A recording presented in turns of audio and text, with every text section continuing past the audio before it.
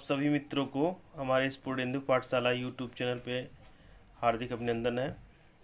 एक दिन मैंने वीडियो प्रस्तुत किया था आपके समक्ष कि पीसीएसजे और ईपीयू की तैयारी कैसे की जाए, ईपीयू की तैयारी कैसे की जाए। तो मित्रों, इसमें हमने कहा था कि आईपीसी सेगमेंट को मैं पढ़ाऊँगा। तो जैसा कि आप सभी को पता है कि अगर हम प्रिपरेशन कर रहे हैं पीसीएसजे या एपीयू की, तो उसमें निश्चित रूप से हमको बेयर एक्ट पढ़ना पड़ेगा। बिना बेयर एक्ट के हमारी तैयारी अच्छी नहीं होगी। आईपीसी टोटल 23 अध्याय में बटा हुआ है और हर अध्याय में अलग अलग सेगमेंट है। पूरे अध्याय में कुछ न कुछ चीज़ें आईपीसी के चीज़ों के बारे में आईपीसी में बताई गई है कि क्या किस सेक्शन के द्वारा हमारी चीज़ें, ला की चीज़ें कंटिन्यू होंगी, कैसे चलेंगी। इसमें मैं आपको अध्याय 2 तक आज कुछ बताने का प्रयास करूंगा और एक एक अगर हम सेक्शन रटते चले जाएं, इसको पूरी तरह से रट लें, तो निश्चित ही आईपीसी पूरी तरह से तैयार हो जाएगी। और उसको पूरी तरह से क्लियर करने के लिए हम अंदर जाके आईपीसी के एक एक सेक्शन को डिस्क्राइब करते हुए, पढ़ते हुए उसको पढ़ सकते हैं। जैसे हम जल्दी जल्दी इसको देखने का प्रयास करेंगे, बहुत ज़्यादा समय न लेते हुए आप सभी पाठकों और अभ्यर्थियों के समक्ष मैं आईपीसी रख रहा हूँ।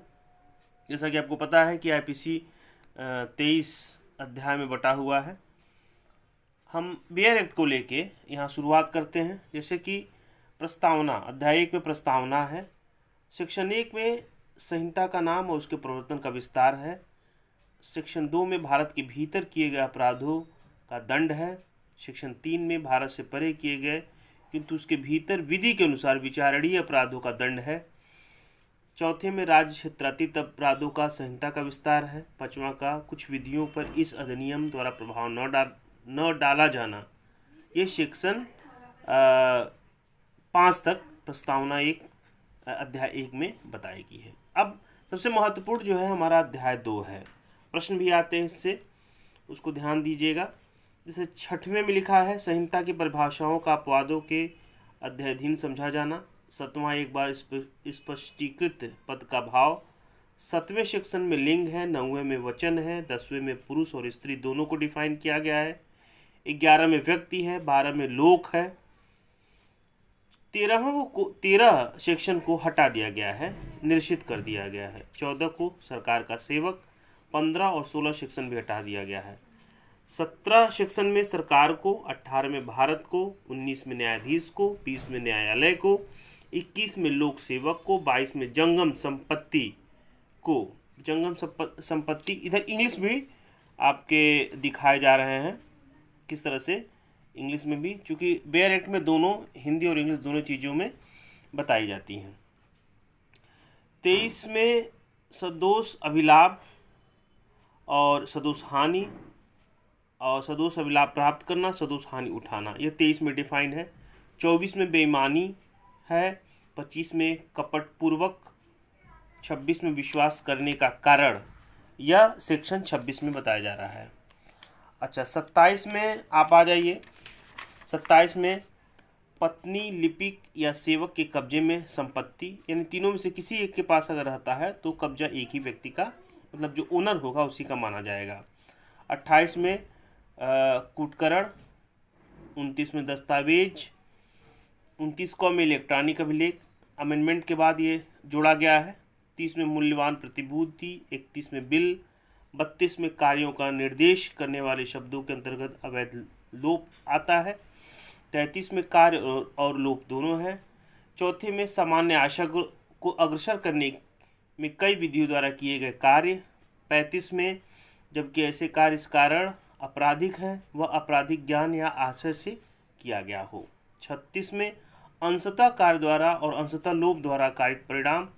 37 में किसी अपराध को गठित करने वाले कई कार्यों में से किसी एक को करके सहयोग करना। 38 में आपराधिक कार्य में संपृक्त व्यक्ति विभिन्न अपराधों के दोषी हो सकेंगे।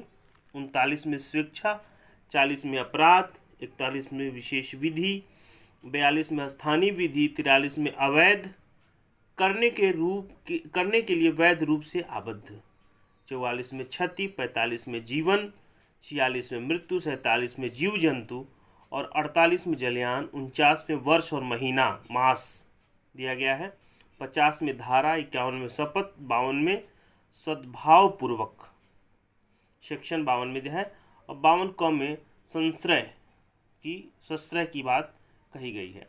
अब जब हम इन सभी सेक्शनों को आगे बेयर एक्ट में पढ़ेंगे तो ओपनली सारी चीज़ें इसमें दी गई हैं कि धारा क्या है, शपथ क्या है, जीवन क्या है, जीवन जंतु क्या है, जलयान क्या है, ये सारी चीज़ें इन सारे आईपीसी के सेक्शनों में डिफाइन है। आईपीसी के सेक्शन 511 हैं जो इसी तरह से एक एक सेक्शन जोड़ जोड़ के बनते हुए चले जाते हैं और उन सारे महत्वपूर्ण सेक्शनों को हम अगर पढ़ें तो हमको आईपीसी बहुत अच्छी तरीके से एक एक चीज़ समझ में आने लगेगी। मैं उम्मीद करता हूँ कि मेरे द्वारा बताई गई यह सरल विधि डायरेक्ट मैं बेयर एक्ट को ही उठा के आपके समक्ष रख रहा हूँ, उस बेयर एक्ट को आप समझें, देखें, खोल के पढ़ें अपनी किताबों में और वीडियो देखते रहें तो बहुत सी चीज़ें आसानी से आपको पता चलती जाएगी। पुनः आपसे निवेदन है कि हमारे इस वीडियो को शेयर कीजिए, लाइक कीजिए और सब्सक्राइब कीजिए और अपने मित्रों तक इस वीडियो को पहुंचाते रहिए। धन्यवाद मित्रों।